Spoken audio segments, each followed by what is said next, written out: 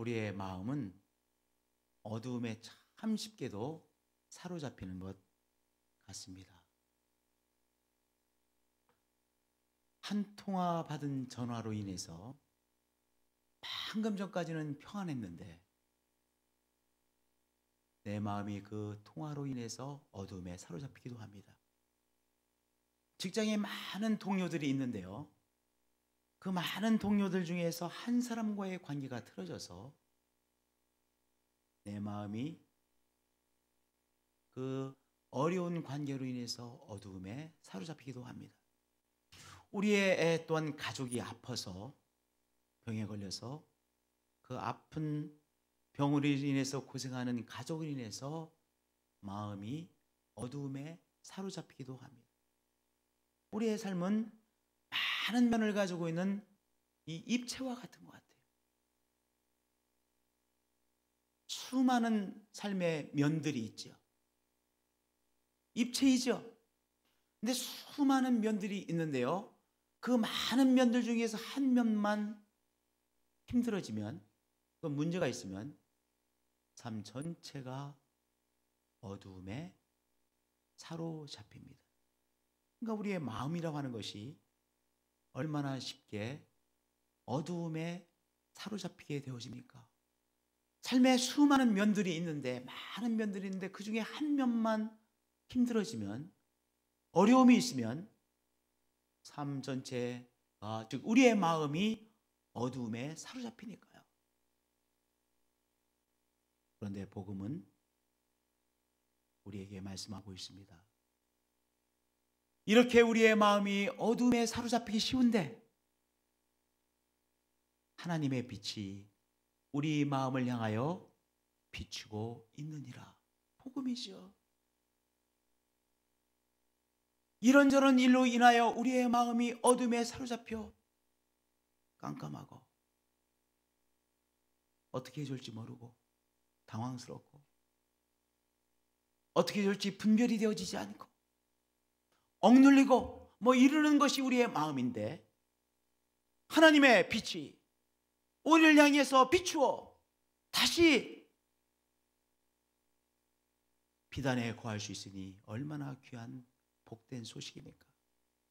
어두운 데 빛이 비추라 말씀하시던 그 하나님께서 예수 그리스도의 얼굴에 있는 하나님의 영광하는 빛을 우리 마음에 비추셨느니라. 쉽게 말하면 예수 그리스도의 얼굴에 있는 빛이 우리 마음을 향하여 비추신다는 말씀이죠. 복음이죠. 복음이죠.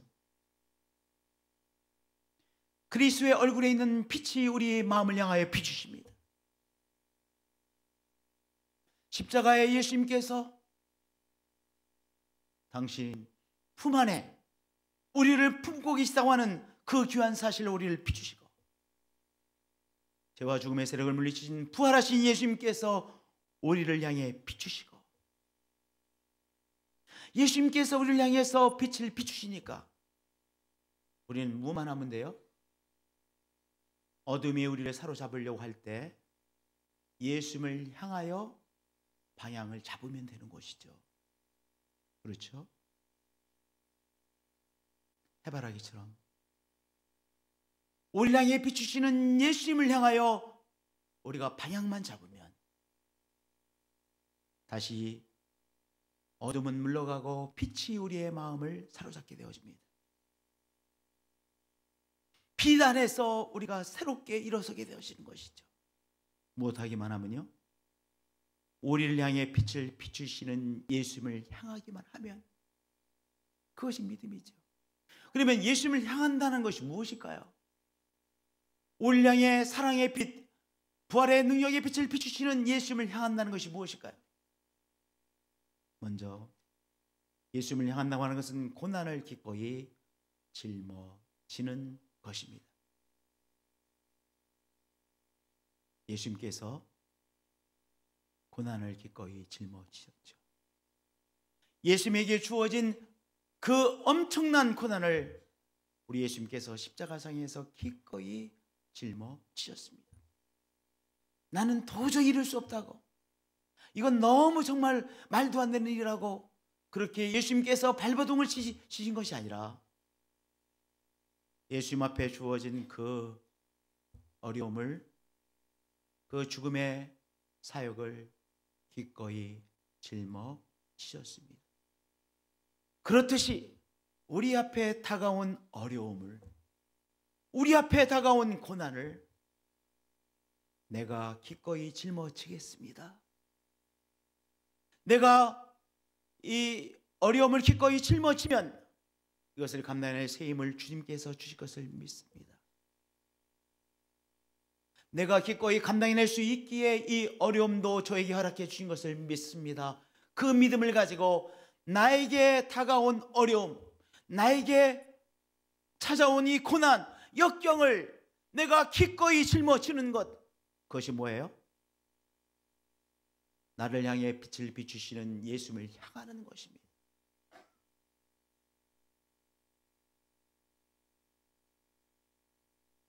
우리는 우리 앞에 어려움이 왔을 때 억울해할 수 있죠. 나는 정말 열심히 살았잖아요. 나는 성실하게 살았잖아요. 그래도 내가 최선을 다하는 삶을 살았잖아요. 근데 왜 이 어려움이 옵니까? 말도 안 됩니다. 말도 안 됩니다. 있을 수 없는 일이 나에게 일어났습니다. 이렇게 생각하기 쉽습니다. 억울해하는 것이죠. 아니, 내가 열심히 살았는데, 그래도 내가 남을 도우려고 애썼는데 왜 병마입니까? 왜 이 병이 나게 찾아왔습니까? 이 어려움이 찾아왔습니까? 우리가 억울해하죠. 말도 안 되는 일을 하고 그렇게 원망하죠. 내가 저 사람 때문에 또한 이 어려운 일을 당했다고 어떤 사람을 원망하기도 하죠.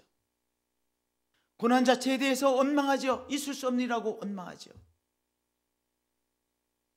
우리가 억울해하고 원망한다고 고난이 우리에게 제가 잘못 찾아왔습니다. 죄송합니다. 제가 내비기 전에 잘못 찍었네요. 제가 보니까 주소가 잘못됐네요. 그리고 우리에게 찾아왔던 고난이 물러갑니까?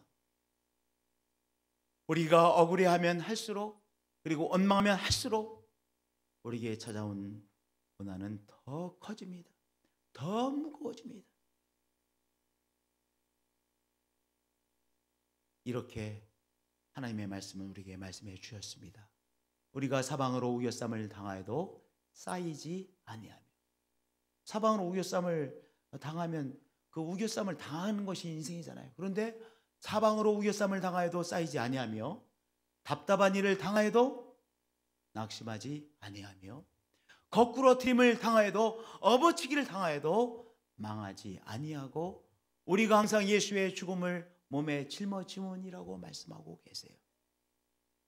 우리가 항상 예수의 죽음을 몸에 짊어진다. 그것을 다른 말로 말하면 나에게 당하온 이 어려움을, 이 무거운 짐을 기꺼이 내 어깨에 짊어지는 것이죠.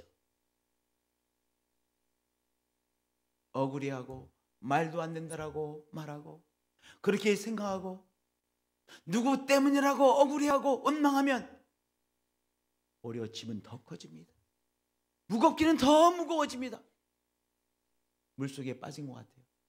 짐이 그렇지 않아도 무거운데 물속에 한번 들어갔다 나오면 그 짐 못 지는 거예요. 그런데요, 어떻게 지는 거예요? 내가 질 수 있는 짐이기에 나에게 이 고난을 주셨구나. 주님, 제가 기꺼이 짊어지겠습니다. 원망하지 말고요. 억울해하지 말고요. 내가 얼마나 열심히 살았는데, 내가 얼마나 성실하게 살았는데 억울해하지 말고 내가 기꺼이 두 어깨에 짊어지겠습니다. 주님께서 허락하셨으니 주님께서 짊어질 힘도 주실 것입니다 라는 믿음을 가지고 기꺼이 짊어지면 어떻게 된대요? 사방으로 우겨쌈을 당하여도 쌓이지 아니한대요. 답답한 일을 당하여도 낙심, 마음이 뚝 떨어지는 거 아니겠습니까? 마음이 뚝 떨어지지 않고 실망에 사로잡혀 뚝 떨어지지 않고 회복되어진다는 거예요. 업어치기를 당하여도 망하지 아니하고 다시 일어서게 되어진다는 거예요. 언제요? 우리에게 다가온 어려움, 힘든 일, 고난, 너무나도 무거워 보이는 이 짐을 내가 져야 될 짐입니다라고 기꺼이 짊어지면 사방으로 우겨쌈을 당하여도 쌓이지 아니하며 답답한 일을 당하여도 낙심하지 아니하며 거꾸로 팀을 당하여도 망하지 아니하고 일어서는 귀한 역사가 일어나는 것이죠. 그리스도의 빛이 우리의 마음을 비추게 되어지는 것입니다. 그리스도의 빛으로 다시 내가 소망의 빛을 보게 되는 것이요, 사방팔방을 다시 보게 되는 것이요, 내가 한 걸음 한 걸음 앞을 향해 나갈 수 있게 되어진다는 것입니다. 우리 성도님들, 허락도 없이 고난이 찾아오죠. 허락도 없이 어려움이 찾아오죠. 고난은 참 뻔뻔해요. 고난은 뻔뻔해요. 오라고 했어요? 아니 내가 오시라고 제가 준비됐으니까 좀 오시라고 그랬어요? 그렇지 않았어요. 고난은요 뻔뻔하게 연락도 한 번 하지 않고 노크도 없이 찾아와요. 그걸 한번 따라서 해주면 합니다. 고난은 참 뻔뻔합니다. 누가 오라고 했어요?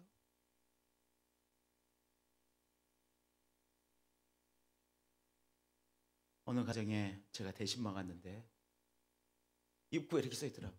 종교인 사절. 종교인 들어가면 안 되는데 종교인 사절.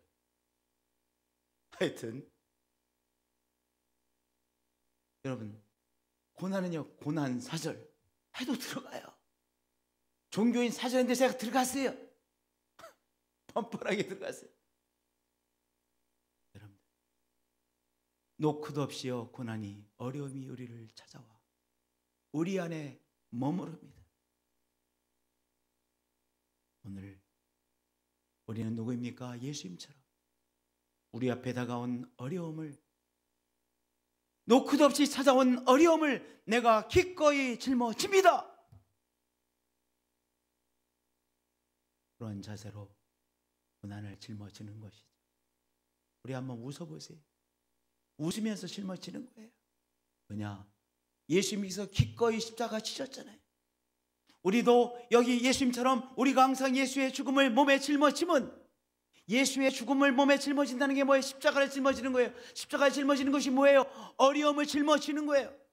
하나님께서 허락하셨기에 우리에게 주어진 어려움이 아니겠어요?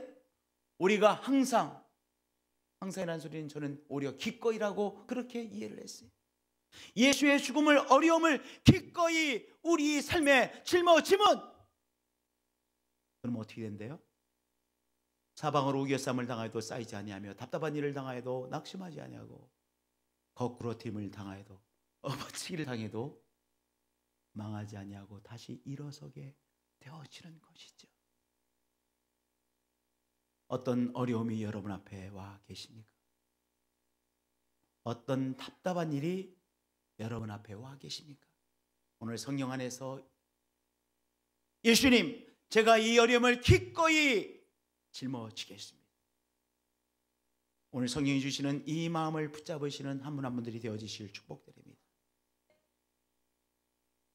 너무 귀한 믿음이죠. 예수님, 주님께서 허락하셨는데 이것을 감당히 새 힘도 주실 것을 알기에 이 병마를 기꺼이 짊어집니다. 이 말도 안 되는 모함을 기꺼이 짊어집니다. 이 말도 안 되는 어려운 경제적 어려움을, 함정을 내가 기꺼이 짊어지겠습니다. 그 믿음의 자세로 우리를 향해 빛을 비추시는 예수님을 향하시는 한 분 한 분들이 되어지실 축복드립니다. 두 번째로, 우리를 향해 빛을 비추시는 예수님을 향한다는 것은 무엇이냐? 고난이 유익이라는 믿음으로 통과해내는 것이죠. 우리 성도님들, 고난이 유익이다 이 말을 수없이 들었을 것입니다. 그렇게 말씀하시는 분들도 많이 있고, 또 성경도 고난이 유익이라고 말씀하고 계셨고, 그렇게 또한 간증하는 분들도 계시고, 또 그를 통해서 고난이 유익이다라는 요지의 말을 수없이 듣고 또 들으셨을 것입니다. 아마 성도님들도 그렇게 말씀을 하신 적이 있으실 것입니다. 그러나 막상 내가 고난을 당하게 되면 고난이 참 유익입니다. 그렇게 생각이 됩니까? 안 됩니까? 그렇게 생각이 되지 않습니다. 내가 막상 고난을 당하게 되면 이 고난 빨리 통과해야 되는데, 이 지겨운 고난 빨리 통과해야 되는데, 그 생각만 드는 것이 사실입니다.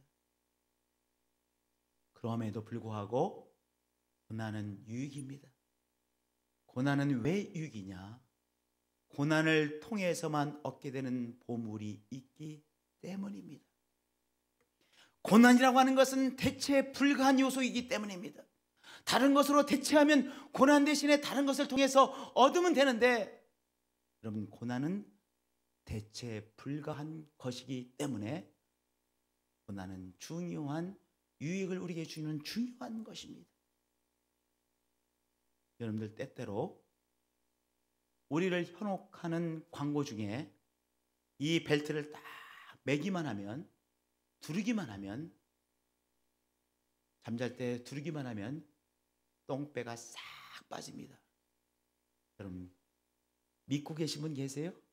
저는 절대로 안 믿어요. 이 알약을 먹기만 하면 최고의 양질의 근육이 생깁니다.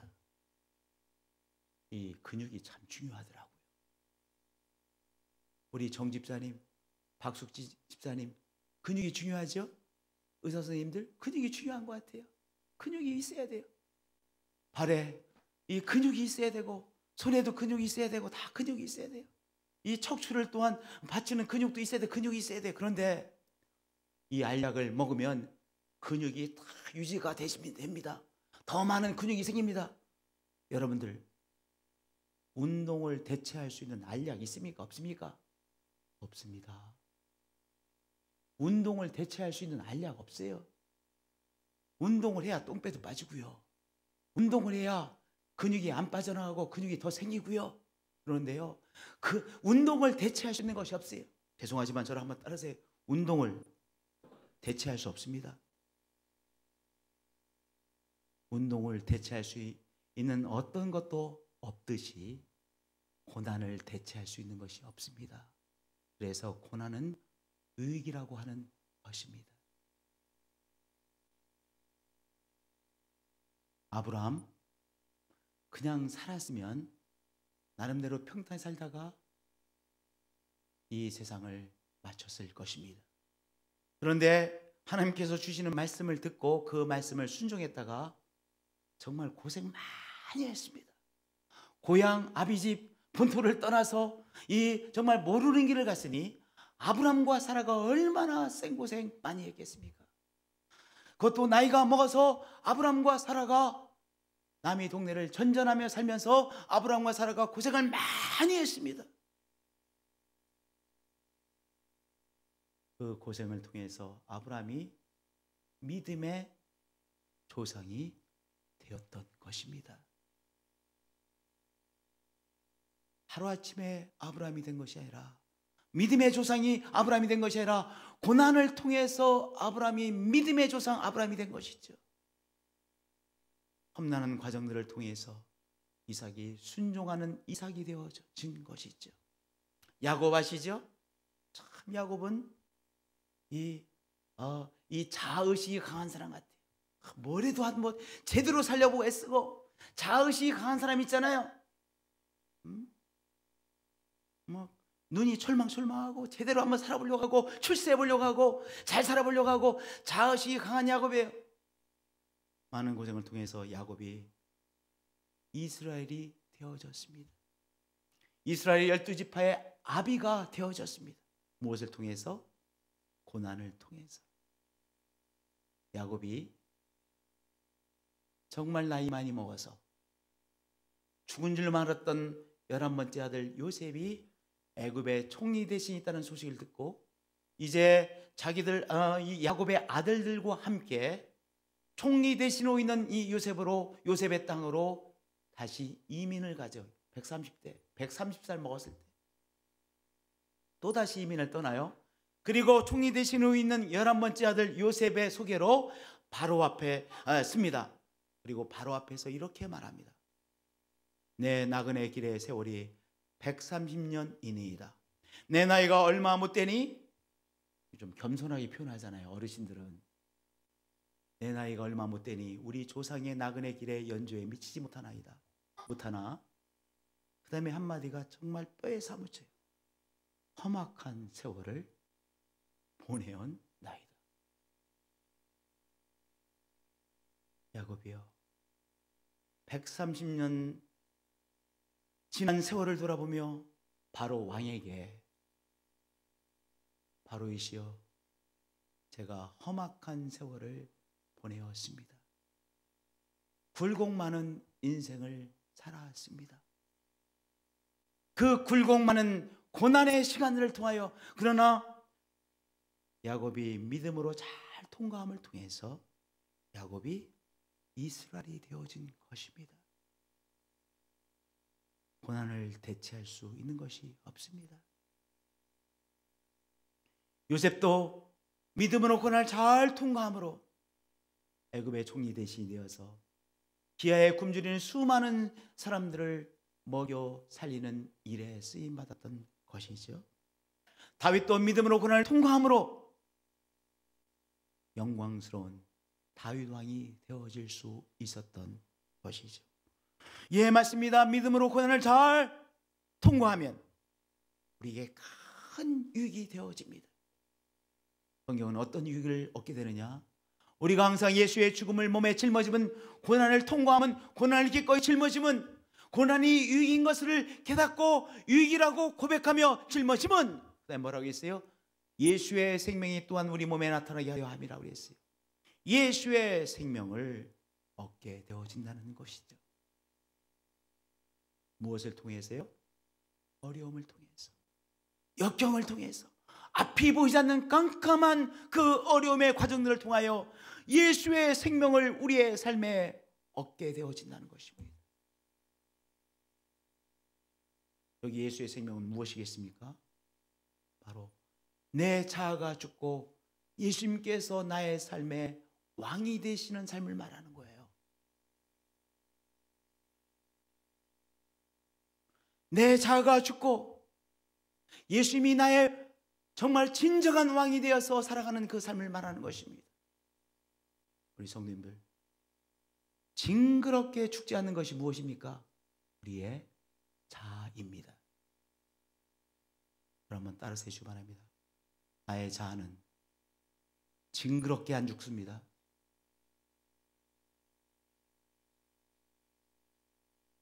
전주희 씨하고 결혼한 아내가 이렇게 말합니다. 목사님, 아이고 전주희 씨 얼마나 고집이 센지 모르겠어요. 아유, 우리 시집 식구들이요, 시아버지도 고집이 세시고요, 시할아버지도 고집이 세셨다고 그러고요, 조카도 우리 시동생들도 시동생들도 고집이 세고요, 우리 조카들도 고집이 세고요, 우리 남편 고집은요 말할 수도 없어요. 전주희 씨만 그렇게 전주희 씨 남편을 둔 권사님만 그렇게 말하는 것이 아니에요. 그 다음에 그 옆에 있던 김씨 남편을 둔 또 권사님이 이렇게 말합니다. 목사님, 말도 마세요. 김 씨는요 얼마나 고집이 센지 몰라요. 그 소리를 듣던 광산 김씨 남편을 둔 또 권사님이 또 한마디 합니다. 광산 김씨는 양반이라고 해서 고집이 없는 줄 알았는데요, 우리 남편은요 왜 광산 김씨도 왜 이렇게 고집이 센지 모르겠어요. 그렇게 말합니다. 그 소리를 듣고 있던 최씨 남편을 둔 집사님이 이렇게 말합니다. 아유, 말도 마세요. 최씨 고집만 하겠습니까? 우리 손자놈도 그렇게 고집이 셉니다. 말도 마세요. 최씨 고집 말도 마세요. 이렇게 말합니다. 그 소리를 듣고 있던 강씨 남편을 둔 우리 권사님이 또 한마디 합니다. 강씨만 하겠습니까? 그 말씀을 듣던 안씨 남편을 둔 집사님이 이렇게 말합니다. 안강철하고 말하지 않습니까? 여러분들, 꼬들꼬들한 라면을 좋아하는 남편은요 조금만 풀어졌다고요 신경질 내요. 또 조금 풀어진 라면을 먹는 남편은요, 왜 꼬들꼬들하게 왜 왔냐고 또 뭐라고 해요. 라면 하나 먹는데도 자기의 고집이 얼마나 센지 몰라요. 사람은 다 고집쟁이입니다. 자기 자아가 죽지 않습니다. 징그럽게도 안 죽는 것이 우리의 자아입니다. 그런데 예수님이 우리 주님이 되시는 것 저절로 되는 것이 아닙니다. 고난을 통해서 예수님께서 내 주인이 되는 것입니다. 갈라디아서 2장 20절에 이런 말씀이 있죠. 내가 그리스도와 함께 십자가에 못 박혔나니 그런 이제는 내가 사는 것이 아니요 오직 내 안에 그리스도께서 사는 것이라. 아니, 이 말씀을 읽었다고 내가 내 자아가 죽고 예수님이 내 주님이 되십니까? 어린 반푼어치도 없어요. 이 말씀 성경 공부 시간에 배웠다고, 제자 훈련을 받으면서 이 말씀을 배웠다고 하루아침에 내가 죽고 그리고 예수님께서 정말로 나의 주인이 돼서 사는, 예수님이 나의 주인이 되신 삶이 시작되어집니까? 그렇게 쉽게 되는 것이 아닙니다. 언제 이 귀한 역사가 일어나는지 아세요? 너무 힘들 때, 주님 도저히 제 힘으로 살아갈 수가 없습니다. 그래서 너무 힘든 상황에서 그때 믿음으로 잘 반응해서 하나님이 저를 도와주셔야만 제 인생을 살아갈 수 있습니다. 하나님께서, 우리 예수님께서 나의 운전사가 좀 되어주세요, 내 인생을 운전해 주세요 라고 우리 예수님 앞에 항복함으로 예수님께서 내 주인이 되는 거예요. 언제 예수님이 나의 주인이 되세요? 내가 너무 힘들어서 힘든 그 상황에서 예수님 바라보며 예수님께서 나의 삶을 좀 주장해 주세요. 저 못 살겠어요. 너무 힘들어 못 살겠어요. 못 감당해내겠어요. 정말 이것을 감당할 힘이 없어요. 지혜도 없어요. 백도 없어요. 미치겠어요. 미칠 것 같은 시간의 연속입니다. 주님 붙잡아 주셔야 돼요 라고 주님 앞에 항복할 때 우리 예수님께서 내 주인의 삶으로 변화되어지는 거예요. 고난을 통해서. 그 고난을 대체할 어떤 것도 없어요. 그 고난 앞에서 우리 자신이 항복되어지고 내가 왕이라고 하는 것을, 왕권을 내려놓고 예수님이 내 삶의 왕권이 되어지는 거예요. 늘 건강하다고 생각했어요. 병이라는 것은 다른 사람의 이야기로 생각했어요. 근데 어느 날 병에 걸려서 병이 낫지 않아요? 아, 나도 병에 걸릴 수 있는 것이구나. 그때 이 병으로 인해서 주님 앞에 항복하게 되는 것이죠. 길이 보이지 않는 어려움 앞에서 우리 예수님 앞에 항복하고 예수님이 나를 주장해 주세요. 바로 예수님이 나의 삶의 왕이 되시는 예수의 생명을 얻게 되는 것입니다. 고난이 유익입니다는 믿음을 가지고 나가세요. 저를 따라서 고백해 주시면 바랍니다. 고난이 유익입니다. 고난이 유익입니다. 고난은 대체할 수 없는 유익입니다. 오늘 이 믿음을 가지고 우리 앞에 온 어려움, 말대로 안 되는 어려움들을 통과해 내시기를 축복드립니다.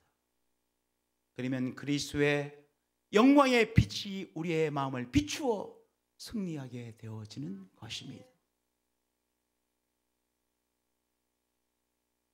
세 번째, 하나님께서 우리도 다시 살리실 것을 믿는 것이죠. 우리 성도님들, 어려움 한가운데 있을 때 이 어려움이 끝이 나고 이제 내가 다시 일어설 것이 잘 믿어지지 않아요. 믿어지지 않죠. 소망하는 직장을 위해서 시험을 봤으면 떨어졌어요. 또 원서를 냈습니다. 또 떨어졌습니다. 이것이 2번, 3번, 4번, 5번, 6번 반복되어지면서 점점 어떤 믿음이 충만되어집니까? 나는 직장을 얻지 못하고 이렇게 살게 되어지구나라는 믿음이 충만되어집니다. 병이 계속해서 나아지지가 않아요. 결국 내가 이렇게 내 인생이 엉망이 되어지는구나 라는 믿음이 충만되어져요. 그런데 그런 가운데서도 우리는 어떤 믿음을 붙잡는 것입니까? 하나님께서 우리도 나도 다시 살리실 것을 믿는 것입니다. 고린도후서 4장 14절에 주 예수를 다시 살리시니가, 하나님께서 주 예수를 다시 살리셨죠. 주 예수를 다시 살리신 하나님께서 예수와 함께 나도 우리도 다시 살리사 너희들과 함께 그 앞에 서게 하실 줄을 아노라, 확신하노라. 우리가 어려움의 한복판에 있을 때 다른 사람들은 다 평안한데 나만 어려움의 한복판에 있는 것 같아요. 그렇죠? 그래서 힘든 거예요. 더 힘들어요. 다른 사람은 다 그냥 잘 살아가는 것 같은데 나만 어려움 속에 있는 것 같아요. 그래서 내가 저 별일 없이 평안하게 살아가는 사람들 가운데 내가 함께 이렇게 조인되어질 것처럼 여겨지지 않아요. 그냥 나는 이렇게 다 엉망이 될 것 같아요. 오늘 사도 바울은 이렇게 하나님의 말씀을 우리에게 전해주시고 계십니다. 주 예수를 다시 살리신 하나님께서 예수와 함께 나도 우리도 다시 살리사 일으키시사 너희와 함께 그 앞에 서게 하실 줄을 아노라. 이 어려움으로부터 우리를 일으키실 하나님을 믿는 것이죠. 나에게 아직 보이지 않지만, 길이 보이지 않지만, 그 어떤 한 조각의 구름도 보이지 않지만, 그러나 하나님께서 하나님의 능력으로 나를 다시 일으키사 다시 살아나는 자들과 함께 웃고 함께 박수치고 함께 기뻐하며 드라마를 드라마로 보고 함께 기쁨의 노래를 부를 수 있는 그 시간이 있을 것을 믿는 것입니다. 우리 사랑하는 성도님들, 하나님은 우리를 다시 일으켜 세워주시는 분이시죠. 그분을 믿고 하나님께서 다시 일으켜 세우실 것을 고백하는 그 고백이 통해서 우리는 그리스도의 빛 앞에 다시 비추심을 받는 것이죠. 오늘 어떤 어려움 앞에 계십니까? 어떤 어려움이 우리를 사로잡으려고 하고 계십니까? 하늘의 빛을 비추시는 십자가의 예수님, 하늘의 빛을 비추시는 부활하신 예수님을 향하여 방향을 해바라기처럼 잡으시는 여러분들 되어지시길 축복드립니다. 내가 고난을 기꺼이 짊어지겠습니다. 이 어려움 내가 감당해낼 수 있게 허락해 주신 것을 알게 기꺼이 짊어지겠습니다. 맞습니다. 고난이 유익입니다. 고난이 유익입니다. 그 어떤 것도 대체할 수 없는 고난은 유일한 유익을 보물을 나에게 줍니다. 이 고난 믿음으로 통과할 것을 믿습니다.